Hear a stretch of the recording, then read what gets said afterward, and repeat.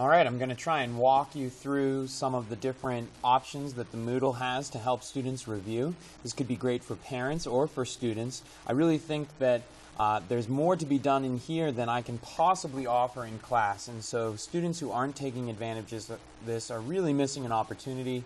If you're worried about getting online at home, please let me know. I'll try and have time here at school during WIT or the lunch times or before school or after school, but these types of practices are what's out there, and it's what's great, and it's on the student's pace and on the student's level, and they can use each other, they can use me, they can use their materials for help, and it's really just a lot of great stuff that's available. So if you're not using it, then that's a problem. Let's see if we can help people figure it out.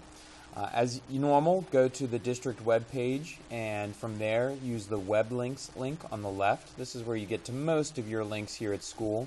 As we've done before, we'll go to the Moodle link in the faculty column, and then the best way to get on, and you do need to be logged in for this, so the students need to use their logins.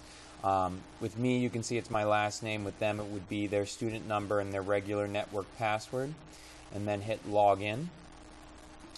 If the students scroll down, they'll see My Courses, and they should have a couple of listed there. I know Mr. Mazeris and Mrs. Zumbrum might have them registered. For me, they'll go to Angel Moodle Social Studies. And here it loads them into the main page. Now mine will look a little bit longer because I'm logged in as a teacher, but they'll scroll down quite a bit, and eventually they'll get to where it says Unit 4, Society and Middle Ages. Each of these topic boxes is essentially what we call a module, where everything from that unit goes. And so at the bottom of each module are a set of links. All the links we're going to be using are under what's called the review materials. The first piece is called the review handouts. In here, I tried to include all of the different documents that I used during the unit as either check for understandings or practice worksheets or other types of quizzes and checks. You can see most of them are Word documents. I also put the study guide stuff up here. But what these will usually end up doing is when you open the document, and it should give you a little pop-up box when you click on it, or if you're using Chrome, it'll just download it here on the bottom left. And the students can print these out, or they can just do them on screen. If students wanted to, they could fill them in and then save them and send them to me, either through their drives or through their emails. And I'll look over them for students so they can see if they're right or wrong. But this one, it's just a simple, did they remember how to label each of the parts of a castle? I also am trying to put up documents like the bingo review from Thursday's after school session. So all those extra pieces that I don't normally include in the main folder, I include here so that students can take advantage of them. If you hit the back arrow, it should take you about to where you left off on the main Moodle page. You might have to adjust it back down a little bit. The notebook check quiz, what this is, let's see if mine will load up the first try here. Hold on, sometimes I have to fix this when I'm going in and out.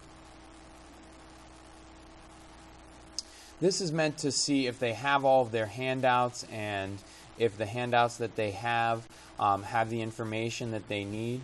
They'll get this warning that says, do you want to start it? And you can hit yes. Now the nice part about this is it'll tell them the right or wrong answers right away, and they can come to me and ask me for any questions. This one is all fill in the blanks, so you do have to be careful about spelling. But what it will do is it will really focus them and make them think about each of their handouts. And the way I numbered them and ordered them, every question that says 1, 1A, 1B, 1C, those are all from handout number 1. And I put the name of the handout so that students can quickly find it and make sure it's in order. And it really does. It requires them to use their notebook in a way that will help them practice. I chose questions that I knew would be on the test to help students really try and think about the ideas that they're going to see. So rather than just memorizing a term, that requires them to use it a little bit. And the last piece, and I just went back to the main page, is a practice quiz. We'll see if I get the same error message. And with the practice quiz, as I said on the instructions, it's probably best if they try it once with their brains, then use their notes to help them figure it out. But it's just very similar questions to what they'll see on the test. They just look a little differently. So maybe instead of a graphic organizer, I did some multiple choice, or instead of some matching, I did some true and false. But it'll at least get them to practice a lot of the same ideas. And again, it's nice because it will tell them right and wrong answers as soon as they finish. They get 3 attempts, so they can try it once today and once 2 days from now and see what they still remember. But there is a lot to offer there. So please let me know if you have any trouble with these. You can email, you can call the school, you can have the students come ask me, but these are well worth the time.